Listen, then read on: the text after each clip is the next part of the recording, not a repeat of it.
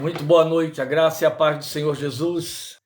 Muito bem-vindos, a graça do Senhor Jesus seja sobre todos vocês, sobre cada um de nós, e a sua graça esteja sobre nós durante toda a exposição do nosso texto, do nosso estudo desta noite. Hoje nós estamos encerrando o nosso estudo em Efésios, e eu já quero antecipar aqui, já que eu vou me estender na exposição do texto, para agradecer a sua companhia, porque vocês que assiduamente vem participando ao longo de todo este tempo em que temos estudado esta carta, já de longa data, não é? Desde o início do ano passado, vocês têm visto quanta riqueza, quanta coisa linda tem acontecido e tem provado com isso sua sede, sua fome espiritual, sua seriedade com as coisas de Deus.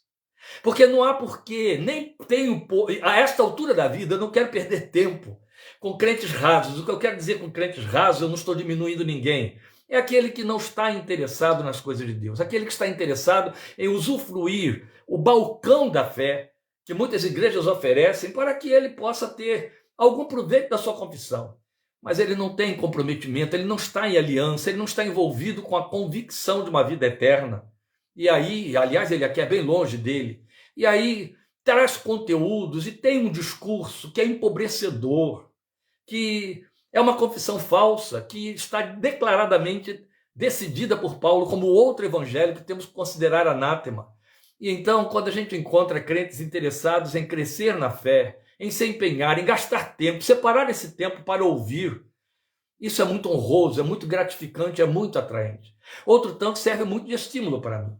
Se eu não tivesse certeza de que há um grupo de participantes interessados, operosamente envolvidos em ouvir, não tinha por que gastar tanto tempo e tanta verbalização fazendo essas exposições. Então, sou grato por sua companhia, que me é altamente estimulante. E quando preparo esses estudos, estou pensando em você com absoluta certeza, esteja certo disso. Grato pelas orações daqueles que, tendo ouvido nossas notícias, diz que estão orando. Vou fazer a cirurgia nos olhos, provavelmente em julho, não pode ser antes, para retirar cataratas e colocar lentes implantadas, para que possa, então, voltar a ter o meu campo visual aberto para a minha leitura, para dirigir meu carro, para poder viver como se deve, né? A gente descobre coisas muito bonitas nesse terreno. O meu médico me explicou algo que eu não sabia, que a gente usa 75% do cérebro para ver. 75% das energias neuronais são ocupadas em nos levar a ver. Eu pensava que quando eu tirava o óculos eu deixava de ouvir porque eu tinha leitura labial. Não é isso. É porque quando você tira o óculos, esses 75% aumentam. O cérebro investe tanto mais do que tem nos olhos para que possa aumentar a sua acuidade visual, que as outras coisas se perdem. Então a audição cai, outras coisas mais caem. É muito interessante. Isso explica porque a própria psicologia já diz que aquilo que é falado tem muito menos, aquilo que é ouvido tem muito menos proveito do que o que é lido. De fato, para ouvir você usa os ouvidos que estão só nos 25% do seu cérebro. Olha que interessante. Mas para ler, você está trabalhando com 75% deles, você está lendo a mensagem grafada. E é onde Deus se ocupou em nos trazer uma mensagem grafada, e eu acredito muito no texto escrito por isso. Ele aprofunda muito mais o conhecimento, muito mais. Ele se fixa, e você pode voltar a ele, vezes sem conta. É muito importante. Grato por sua participação. Agora convido você a abrir sua Bíblia aí em Filipenses capítulo 6, versículo 17. Seria a nossa parte 44, mas será a parte final, porque fechamos então a nossa caminhada em Efésios aqui com o fechamento da toda a armadura de Deus e da luta no mundo espiritual. E o texto diz: usem o capacete da salvação e a espada do Espírito, que é a palavra de Deus. É um versículo pequeno, mas com dois dos três adereços externos. Lembram? Falamos disso semana passada. Não posso voltar lá, senão o nosso tempo já vai se comprometer. Usem o capacete da salvação e a espada do Espírito, que é a palavra de Deus. Antigas versões, você a tem aí, coloca uma palavrinha muito especial. Usem também. É um advérbio que desapareceu na minha versão. Usem também o capacete da salvação. Que coisa bonita. Eu vou introduzir isso aqui com uma história que me é muito particular, muito pessoal e muito gratificante. Ela me marcou para sempre. A maioria que me tem ouvido já sabe de que eu vou falar. Quando eu deixei minha carreira secular para estudar no seminário, me preparar para o ministério pastoral, eu deixei meus amigos de trabalho bem chocados, bem abatidos. Era muito querido, graças a Deus, dentro da empresa onde trabalhei muitos anos. E até na igreja, né? Muita gente ficou sentidos, parentes deixaram de entender. O importante é que eu fui embora para o Nordeste, fui estudar, fui me preparar. E quando voltei, né, 4 anos depois que eu saí da empresa, eu ia ter meu culto de ordenação, que vamos completar, comemorar em janeiro 40 anos dessa ordenação. Glória a Deus, olha de quanto tempo atrás eu estou falando, 40 anos passados. E aí a primeira coisa que me ocorreu foi ir ao estaleiro onde eu trabalhei e levar convites desta ordenação para os meus amigos que eu deixei lá. Por quê? Porque lá dentro nós tínhamos uma igreja evangélica, um templo construído pela direção da empresa, onde nós, os evangélicos, nos reuníamos todo dia 30 minutos no intervalo do almoço para realizar um culto onde tínhamos coral e pregação. E eu fui um dos pregadores mais frequentes daquele púlpito durante os anos em que trabalhei ali, ganhando muita vida, muitas vidas para o Senhor. Coisa muito linda. Então eu achei que eu tinha a obrigação de ir lá fazer esse convite para que eles pudessem participar e ver a consumação daquilo que me levou a fazer a renúncia que eu fiz e que deixou eles tão abatidos. E lá fui eu.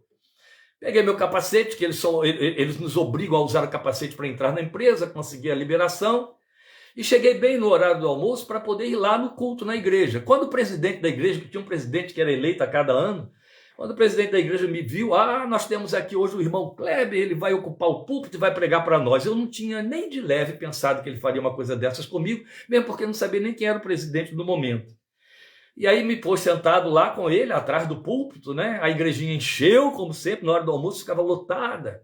Aqueles homens todos com seus uniformes engraxados, né? Cheios de graxa. E eu dizia, vocês têm graça e graxa, e a roupa suja de graxa, e o capacete colocado no joelho, cada um deles, que não se podia atravessar os pátios sem capacete, sentados na minha frente. E eu sentado ali atrás, esperando a oportunidade de falar, e preocupado, mas eu não estava preparado, nem Bíblia levei. Eu disse, eu vou pregar o quê aqui? Meu Deus, o que é que eu vou dizer para esses homens? Eu só posso falar 5 minutinhos, no máximo 10, o que para mim é uma tortura, né? E aí eu falei, o que é que eu vou falar, o que é que eu vou falar? E comecei a olhar para eles, todos sentados na minha frente, com o capacete no joelho, me olhando lá, olhando para o púlpito, e me ocorreu Efésios 6,17. Tomai também o capacete da salvação.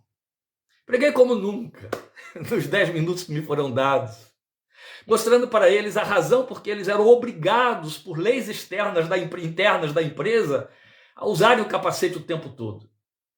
E mostrei para eles como que aquele capacete era inútil para protegê-los de algo que lhes faltava de fato na cabeça, o capacete da salvação.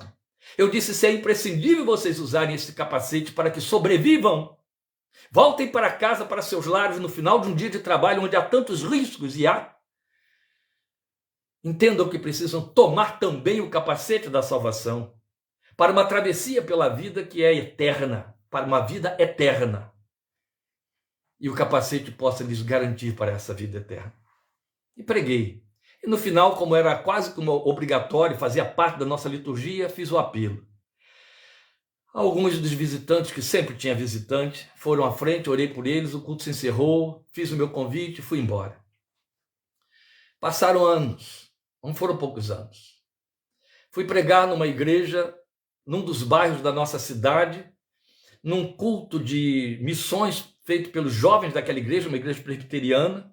Lá, para minha surpresa, encontrei Lília, que estava há poucos dias começando a frequentar a minha igreja, e aí acabou que ela me viu ali, que ela não sabia que eu era o pregador daquela noite. Ela foi porque quis visitar um sábado e me encontrou lá e preguei uma mensagem qualquer, da qual não me lembro hoje com exatidão, era Ezequiel.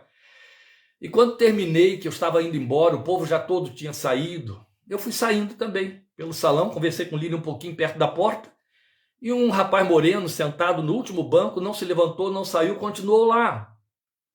E aí, quando eu ia passando, ele segurou o meu braço perto do cotovelo, olhou para mim e disse assim, tomai também o capacete da salvação Olhei para ele e falei, amém, meu irmão, amém. Eu não entendi, né? Por que ele disse isso? Aí ele falou, eu estava lá, pastor. Eu fui um dos que foi à frente do dia que o senhor pregou esta palavra no estaleiro, eu trabalho lá e fez este apelo. E desde aquele dia eu sou um crente em Jesus e frequento esta igreja aqui. Vocês não imaginem como que eu fui para casa aquela noite. Coração explodindo. Se eu não tivesse aquela reunião ali, já alguns anos depois, eu jamais saberia disso, talvez só no céu. Como encheu o meu coração de prazer e de alegria. Isso é para você já entender que significado profundo tem essa orientação de Paulo aqui para nós, lamentando o fato de que a minha versão tirou o advérbio. Usem também o capacete da salvação. Quer dizer, além de usar o escudo da fé, que vimos semana passada, usem também o capacete da salvação e a espada do Espírito, que é a palavra de Deus, ele deixou claro aí. Então veja bem, ele está fazendo o fechamento de toda a armadura de Deus, trabalhando com esses três últimos adereços. Já vimos o escudo da fé semana passada, e agora nós vamos ver o capacete da salvação e a espada do Espírito. Então nós temos diante de nós isso aí exatamente, o capacete da salvação, conforme a metáfora criada pelo apóstolo. Fica evidente que dentro de sua visão geral do soldado cristão, a indumentária salta a seus olhos, é claro, a partir, já temos falado isso, da armadura do soldado romano que ele tinha ali diante de si. Logo, fica até mais claro por que ele tem de dar esse reforço. Tomem também o capacete da salvação. Você me acompanha aqui, tente imaginar. Paulo sempre acompanhado de 2 soldados romanos devidamente aparamentados, vendo aqueles soldados vestidos ao lado dele, com todos os paramentos menos o capacete. Porque o capacete eles só usavam na hora de fazer o enfrentamento, de ir para a luta ou de se apresentar diante de um general. Aí ele tinha de pôr o capacete, para chegar diante do general e tirar o capacete. O comandante do seu pelotão. Ali ao lado de Paulo, com toda certeza, eles estavam com a espada colocada no cinturão, devidamente vestidos com a couraça, as sandálias amarradas nos pés, a roupa lá no lugar, o escudo encostado numa parede, talvez, e a espada e o capacete colocado em cima de uma mesa ou coisa parecida. Não iam ficar com o capacete ali por dentro do ambiente. Mas com certeza, cada vez que saíam, deixavam o capacete, porque não tinha por que colocar o capacete, ele tem um propósito bem definido. Então não faz sentido. Leva a espada no cinto porque é a sua arma pessoal. Provavelmente o escudo fica ali. E o capacete. É aí que Paulo, então, presta atenção nisso e avisa para a igreja: tomem também o capacete da salvação. É muito bonito. Veja, há toda uma lógica para o capacete ser observado como o penúltimo adereço. Ou logo após o escudo. Melhor colocando, logo após o escudo. O escudo, por ser de corpo inteiro, já vimos isso aqui, já falamos, protegia o soldado no todo, da cabeça aos pés. Mas a cabeça precisava de um reforço especial por conta do combate corpo a corpo, onde esse escudo já não era mais usado. Ele era substituído pelo broquel, um escudo pequeno de que Paulo não faz uso, não toca neste assunto, porque ele já trabalhou com o escudo que era mais importante, não o broquel. Então era assim, na hora do avanço o soldado pegava o escudo e se cobria para se proteger dos dardos inflamados, das setas incendiárias que vinham. Mas na hora de enfrentar no campo, o seu combatente, ele tinha de ter o broquel para se proteger dos golpes e a espada na mão, com que ele ia realmente enfrentar o seu adversário. E agora, se ele vai abrir mão do escudo que protegia o corpo inteiro, a cabeça ficou descoberta, desprotegida. E aí é sério. Por quê? Ela ia precisar de um reforço especial nesse combate corpo a corpo, porque o escudo daria lugar somente à espada e ao broquel, para a melhor agilidade desse soldado aí, não é? Então o capacete agora seria imprescindível, porque o escudo não serviria mais de proteção para a cabeça. E no enfrentamento corpo a corpo, o uso do capacete era vital. E aí ele o classifica como capacete da salvação. Mas vamos entender bem isso aí. O capacete deveria ser tomado para o enfrentamento corpo a corpo nesta luta, tanto quanto a espada que vem a seguir. Por isso que o lugar está bem colocado aí. Por que capacete da salvação? O que o capacete atendia precisamente? Atendia a proteger o combatente dos golpes de espada ou outros instrumentos de destruição do adversário, que sempre visava a cabeça como segundo ponto de ataque, já que o tórax, aquele onde estava a couraça, era o primeiro por oferecer mais espaço de acertos. Por isso é que ele faz na metáfora, ele faz esses construtos explicativos daquele adereço. Por isso que a couraça é a couraça da justiça. Por isso que o cinto é o cinto da verdade, porque a espada, que é a palavra de Deus, é a espada da verdade, ela fica colocada no cinto da verdade. Nós dissemos que voltaríamos a esse ponto por isso mesmo aí, não é? Então, com certeza, o propósito de Paulo, ao fazer esta associação do adereço com a salvação, tem em vista nos falar da mente outra vez.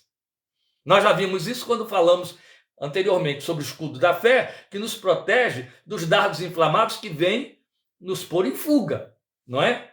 Fazendo acusações e coisa parecida. Aqui há um outro trabalho, mas pessoal, e que é muito bem representado por Jesus no deserto da sua tentação. É quando o adversário usa a sua espada também. Paulo, com uma sabedoria que é própria do Espírito Santo de Deus, se refere ao evangelho do diabo como o outro evangelho. O diabo tem o seu evangelho, ele tem suas boas novas que são mais novas. Ele faz uso da verdade de Deus. Ele faz uso da palavra de Deus. Paulo chama isso de sofisma. E ele fez isso com Jesus. Esse é o combate corpo a corpo. É quando ele vai fazer uso das verdades ou da verdade com a qual estamos familiarizados, para tentar nos confundir, para tentar nos ludibriar. Por isso é que tantos milhões de crentes são arrastados por falsos mestres.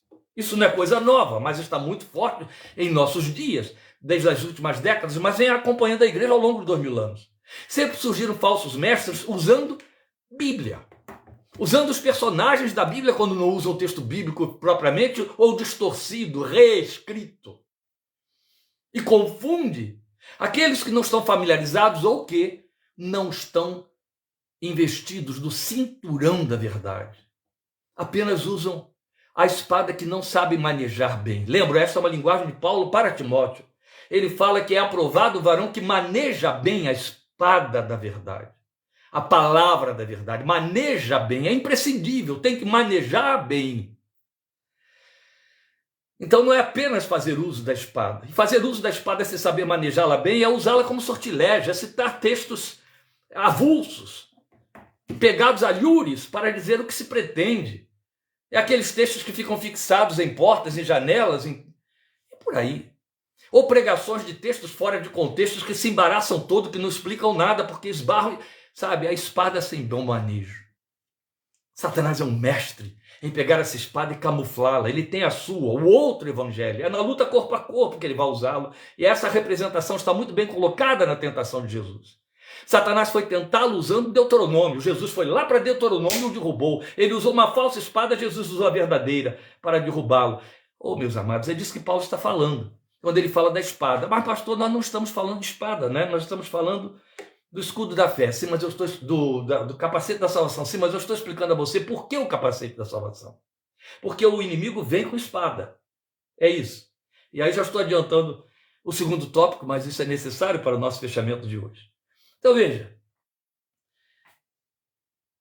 o capacete do soldado romano, ele era feito de couro duro, estriado de lâminas de metal para dar-lhe maior resistência contra os possíveis golpes. Não era muito confortável, imagine. Você sabe que até nos dias de hoje, né, os soldados da atualidade, que vão para as trincheiras e as frentes, os fronts de combate, eles usam capacetes de metal, que fecham a sua cabeça toda para protegê-la. E salva muitas vidas, com toda certeza. Já naquele tempo, havia então vamos dizer assim, um proto-capacete, que era de couro duro, estriado de metal, para poder livrar de algum possível golpe de espada, né? Ou de outro armamento, que às vezes eles usavam corrente ou usavam então massas pontudas, presas em bastões. Mas veja bem que é muito interessante, porque Diferente do capacete medieval, porque o capacete medieval, que é o que você vê aí em armaduras hoje, era uma máscara metálica que se ajustava à couraça, então fechava a cabeça inteirinha. O soldado tinha dificuldade até para ver, ouvir e falar e também respirar, porque ele fechava a cabeça inteirinha. Não é desse capacete que Paulo está falando, os romanos não usavam esse tipo de capacete. Isso aí veio na era medieval, veio bem bom tempo depois, cerca de 1000 anos depois aí. Mas, na verdade, como era diferente o capacete do soldado romano, que não era essa máscara metálica, o capacete romano ele se sobressaía, acima de tudo, por ser adornado com plumas, que ficavam à vista quando o soldado vinha para o campo. Eram plumas coloridas. Via de regra, plumas vermelhas. Elas balançavam com o movimento dele. Elas eram um penacho colocado em cima do capacete. Alguém diria, com que finalidade? Se o propósito do capacete era proteger de golpes, era servir como arma de proteção, por que tinha um enfeite desse tamanho e provavelmente ridículo, né? Aquelas plumas vermelhas, ou sei lá de que cor mais fossem, que flutuavam conforme ele andava, elas eram um penacho mesmo em cima da cabeça, ocupavam o capacete e a cabeça inteira. Mas preste atenção como isso é interessante. Porque quando o soldado vinha para o campo de batalha, devidamente vestido com este capacete com plumas em cima da cabeça, de longe, as plumas sobre o capacete anunciavam a presença do soldado revestido de armadura. Era a primeira visão que o inimigo tinha dele. E a partir da visão do capacete, ele passava a observar o resto, o soldado todo e suas armas. Então presta atenção, o inimigo está indo contra um soldado que ele ainda não viu. O soldado está subindo lá a colina no campo e a primeira coisa que vai aparecer é a pluma do seu capacete. Logo, a primeira coisa que ele tem de ver é o rosto do seu oponente, a cabeça do seu oponente. Depois é que ele vai ver o resto de que ele está vestido. As plumas em cima do capacete serviam de sinal, de advertência e de ameaça e de desvio de atenção para outras áreas, que no caso aí, na altura do tórax, broquel e espada na mão, ou a arma que ele estava usando escondida por detrás do broquel, para confundir o adversário. Então ele servia a um só tempo de proteção para a cabeça do soldado e de sinal para o adversário quanto à sua presença em campo. Aí valia como uma identificação da disposição do soldado para combater. Observe isso. É muito bonito. A razão do capacete era muito psicológica. Ela anunciava a disposição do soldado para combater. Se ele pôs o capacete, ele está dizendo, eu estou indo contra você. Eu estou pronto. Aqui está a última coisa que eu coloquei na minha investidura. Eu estou pronto para lutar contra você. Então ele estava à vista. Ele não estava escondido, disfarçado. Ele não era um discípulo em secreto, disposto e altaneiro. Entende? O capacete anunciava quem ele era. É disso que Paulo está falando para mim e para você. É muito importante que o adversário saiba que você tem convicção da autoridade que lhe foi dada. Que a sua luta contra ele é luta não pessoalmente sua, mas a favor do reino com o qual você está aliado, porque o seu comandante, o seu general, é com quem ele está lutando. Ele é o seu grande reforço. E eu e você nesta luta não passamos de escudeiros de Deus. Somos apenas os escudeiros. O grande combatente é ele que vem atrás de nós. Por isso é que eu gosto de dizer sempre que naquele enfrentamento de Davi com Golias, vou falar disso de novo agora, Golias vem com um escudeiro e Davi não. O garoto só tinha sua funda na mão com os seixos tirados do rio, mais nada. Cadê o escudeiro de Davi? Davi não precisava de escudeiro porque ele era o escudeiro. O combatente era Deus que estava atrás dele. Foi exatamente isso que ele disse a Golias. E Golias foi tomado de surpresa. É contra o Senhor dos Exércitos que você está vindo lutar. Esta visão que falta aos crentes dos dias de hoje. A luta do diabo não é contra você, pessoa. Nós já colocamos isso há algumas semanas atrás.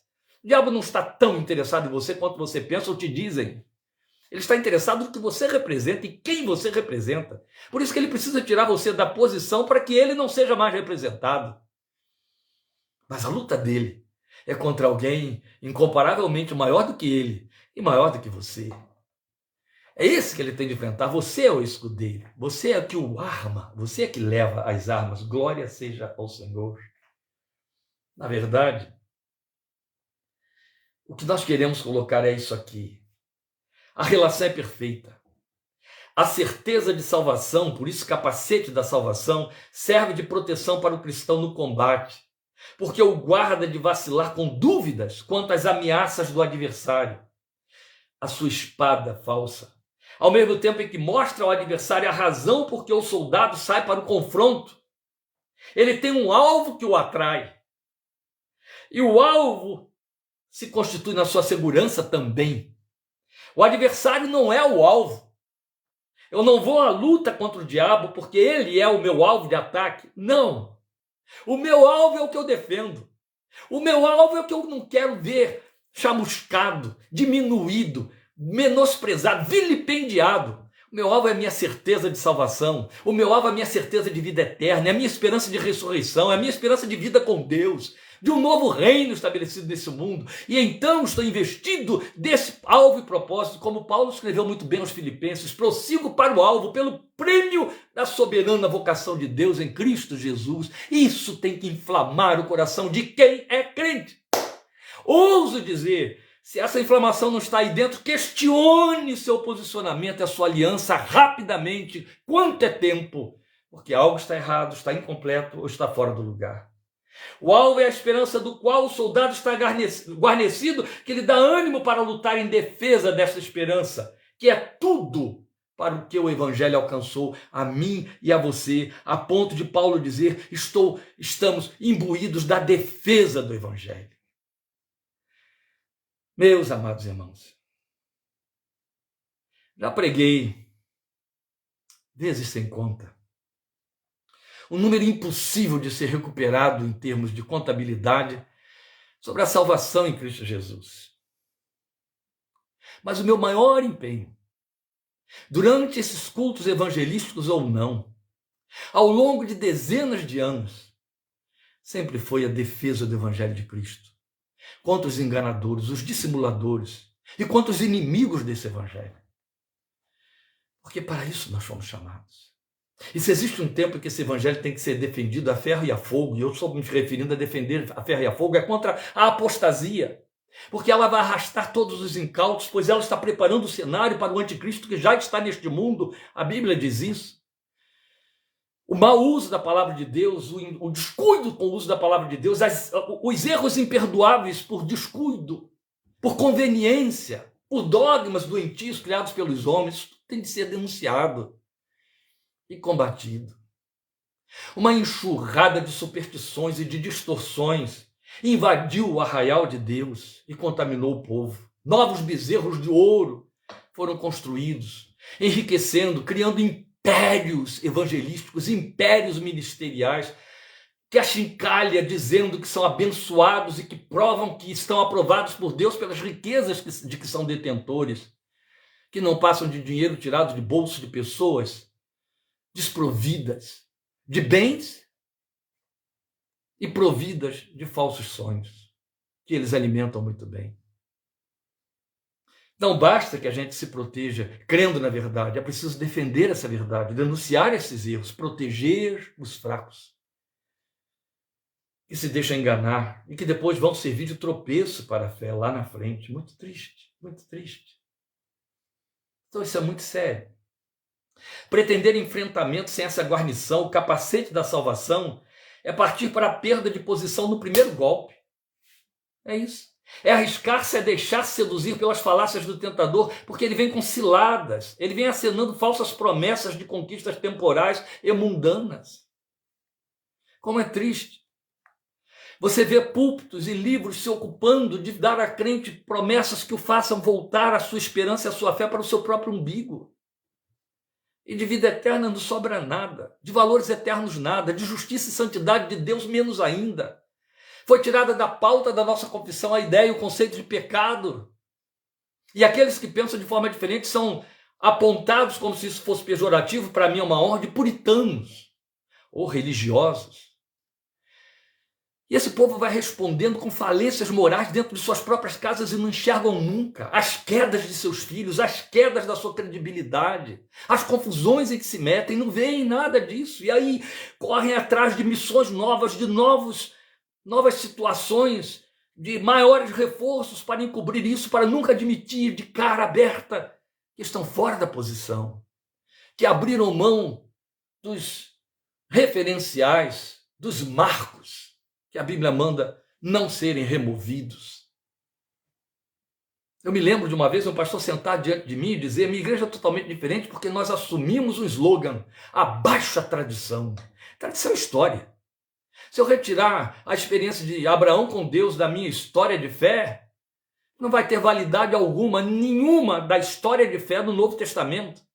Porque a tradição da história de Deus com Moisés significa que na mesma medida da fé que teve Moisés eu tenho de andar. E a fé que teve Moisés o levou a deixar a sua posição, a desamparar-se para ficar no cuidado de Deus. Sai da tua terra, da casa de teu pai, da tua parentela e vai para a terra que eu te mostrarei. Para de depender desta herança que te cerca, que te protege e vem depender de mim. E deixa que eu seja o teu guia, o teu orientador, e não o teu pai, a tua parentela, as tuas raízes. Foi isso que Deus disse para Abraão, porque em ti serão benditas todas as famílias da terra. Você vai encontrar Jesus repetindo isso o tempo todo.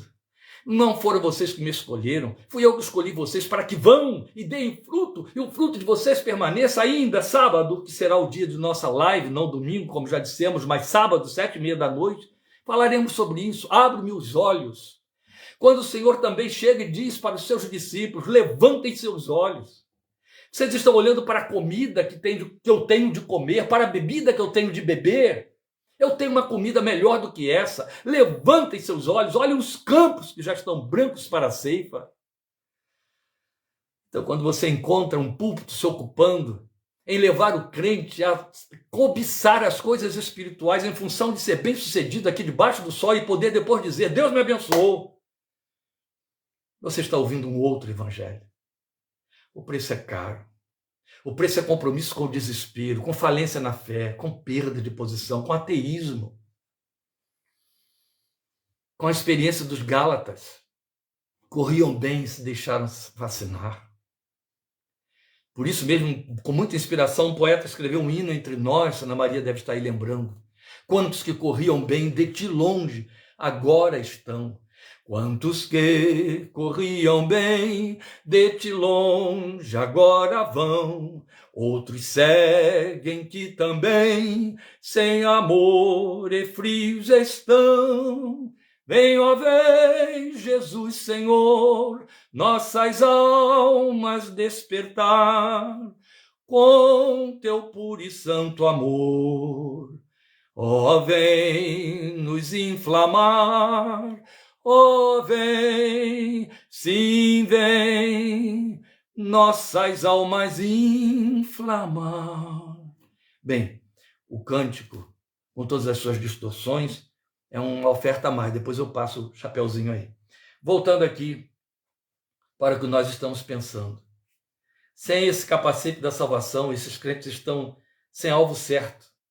Então qualquer proposta visível e sedutora os arrasta. O golpe é na cabeça. E qualquer golpe na cabeça derruba. Depois nós temos como último adereço, e é melhor que eu entre nele agora, sem mais perda de tempo, e como não podia deixar de ser o último, que eu já adiantei um pouquinho, a espada do Espírito, a palavra de Deus. Paulo definiu muito bem claro aqui. Tomem a espada do Espírito, que é a palavra de Deus. Ah, pastor, mas a gente já viu isso lá, o cinturão da verdade. Ela não é a palavra de Deus? Bem, eu sugiro a você que nesse longo intervalo que teremos, terminando hoje o estudo de Efésios, você volte a algumas das nossas minutas dentro desta carta, especialmente esses trechos finais aí, a partir da parte 40, que estamos falando sobre toda a armadura de Deus, para que você possa fazer este alinhamento, já que o texto não está escrito diante de seus olhos, e perceber, então, a diferença que existe entre uma e outra colocação. Porque quando começamos com o cinturão da verdade, nós dissemos que voltaríamos a este argumento aqui, inevitavelmente, no versículo 17. Aqui está. Mas não se trata de repetição. É onde se confundem alguns. Vai observar agora aqui, que é muito importante. Veja, as nossas garantias, segundo Paulo está mostrando, começam pela palavra e se encerram pela palavra. Quando ele manda você pegar o primeiro adereço, ele manda você pegar o cinturão da verdade. Sem isso, os outros não vão posicionar-se. Você começa pela palavra, regenerados pela palavra, nascemos pela palavra. Pregamos isto sábado passado. A mãe palavra, fomos gerados nela. E ele encerra com a palavra. Você começa com a palavra e encerra com a palavra. Você percebe como são os dois extremos por onde a nossa fé corre, afinal de contas. Jesus é a palavra e ele é o autor e consumador da nossa fé. E aí, lembrando mais uma vez, Romanos 10, 17. A fé vem pelo ouvir e ouvir a pregação da palavra de Cristo. A gente corre bem dentro e somente dentro dessa esfera de ação. Palavra e palavra. Começo com ela e encerro por ela. Então, lá do cinturão, são as convicções internas, íntimas. A verdade internalizada, como nós já vimos. Aquela que forma você. Tá certo? Aquela que forma você. Aquela que te dá autoridade para usar o capacete da salvação. A segurança eterna. O que te faz não se sentir intimidado diante das ameaças da vida que existem o tempo todo. Seja a nível de saúde, seja a nível financeiro, seja a nível afetivo. Em todas as áreas estamos sob ameaças. Mas nós temos uma segurança e uma esperança que superam todas estas coisas. Por isso é que a paz de Deus excede todo entendimento e guarda as nossas mentes e o nosso coração. Glória a Deus. Então veja, é aqui que vai ficar mais definida a necessidade e a importância do capacete quando a gente fala dessa espada do Espírito que é a palavra de Deus. Aqui, a espada é a arma de ataque. E aí, mais uma vez, eu quero lembrar Jesus em sua tentação, como descrito em Mateus 4. É muito importante. Como nossa referência ilustrativa. Veja, Jesus estava guarnecido por convicções íntimas. Mas o tentador usou sua espada de engano, aquele outro evangelho de que eu falei, servindo-se de forma capciosa e distorcida da palavra de Deus, lá em Deuteronômio, e também no Salmo 91, são os dois textos de que ele faz uso, para seduzir. Mas o Filho de Deus se serviu da espada da palavra, em verdade, para contra-atacar e pô-la em retirada. Este é o uso particular da espada. É quando, de fato, você pode fazer uso do texto da palavra de Deus. Verbalizar o texto da palavra de Deus. Então, se o adversário ataca com blandícias, com sofismas, que é a mentira vestida de verdade, e seduções, é hora de nos servirmos do conhecimento que temos da palavra para contradizê-lo e fazê-lo retirar-se. É isso. Evidente é que isso só se faz possível se nós tivermos o cinturão da verdade devidamente colocado de forma prévia em seu lugar, para que ele dê sustentabilidade à espada.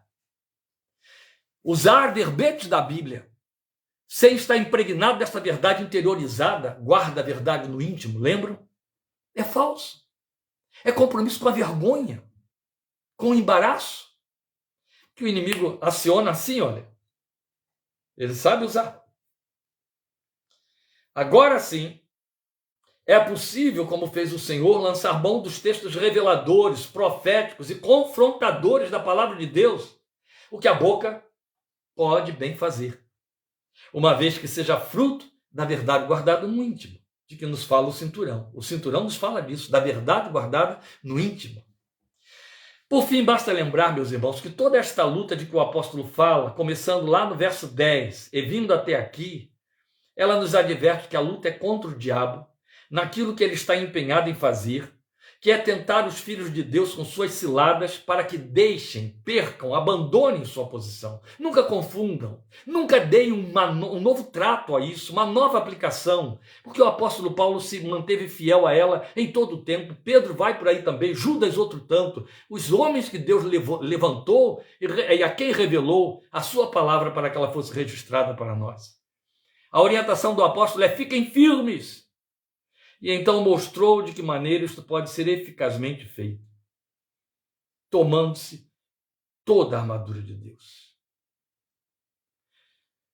É muito importante. Ficar firme é o que ele quer para nós. Ficar firme. Nada deve ser mais triste, vergonhoso, do que o crente perder posição, especialmente na luta com o adversário. É vergonha no céu e é vergonha na terra. Mas é plenamente possível ficar firme e inabalável depois de ter feito tudo.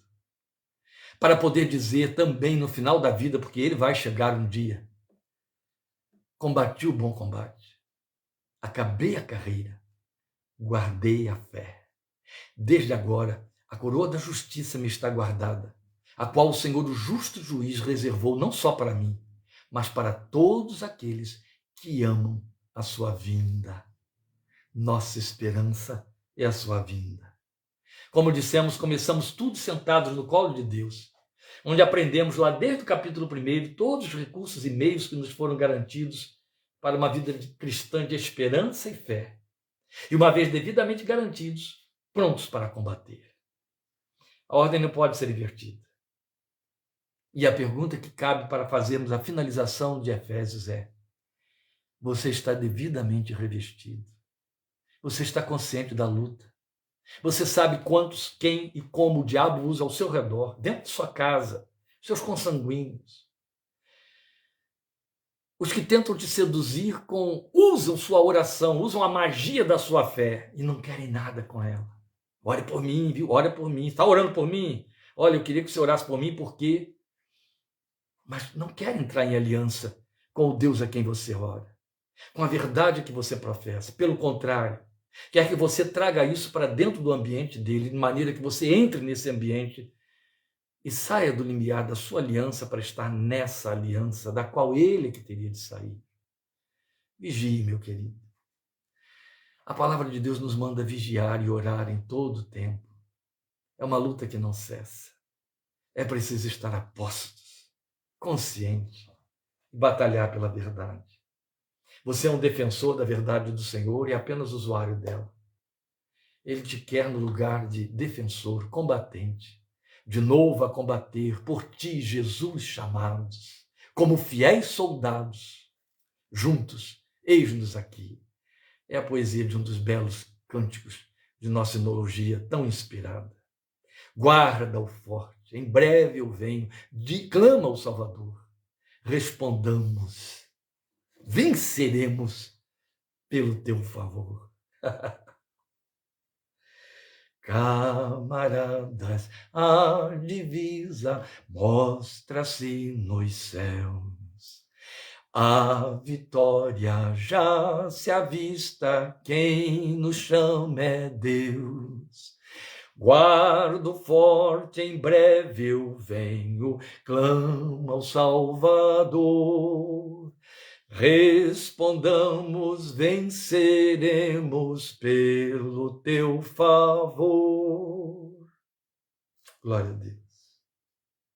Por último, lembramos que o segredo de todo combate, como de toda a sustentação de toda a armadura de Deus, de nossa confissão, de nossa vida espiritual, está em Efésios 5,18, que dissemos ser o versículo nuclear de toda a carta.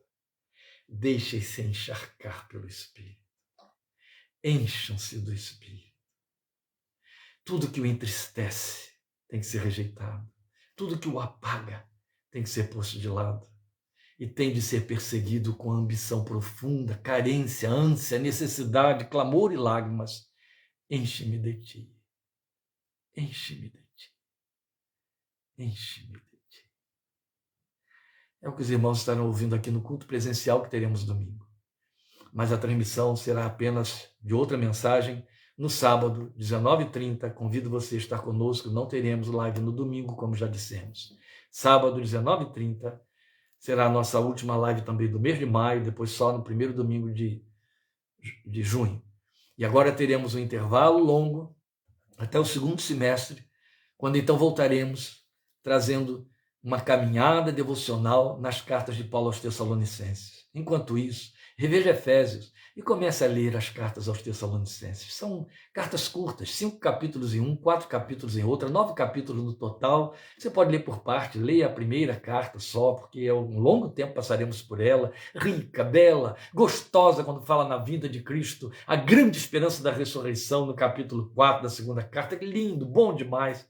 E a gente não quer perder nada dessas riquezas espirituais. Amém? O Senhor enterra os tesouros para que os reis os procurem. Deus te abençoe e te guarde. Obrigado por essa companhia indispensável, por esse carinho, esse interesse. É bonito ver lá o nomezinho de vocês, aquelas curtidas mostrando: estamos juntos, pastor, estou participando, estou ouvindo. Quando algum desaparece, eu pergunto: adoeceu, o que está havendo? Porque eu conheço o interesse. Se não conhecesse o seu interesse, não faria essas perguntas. Aí me preocupa. Se não se comunica, tem alguma coisa aí. Mas não desaparece para que isso me chame a atenção, porque eu posso fazer o contrário. Não temos esse tempo. Deus te abençoe e te fortaleça. Até sábado, em nome do Senhor Jesus. Amém? Reveja Efésios. Um dia, quem sabe, permita a Deus que ele possa chegar escrito às suas mãos todo esse trecho que temos aqui. É meu desejo, já estou trabalhando nisso, colocar em suas mãos os nossos estudos em Filipenses de forma escrita em janeiro deste ano que vem, em nome do Senhor Jesus. Até lá. Deus te abençoe. Amém.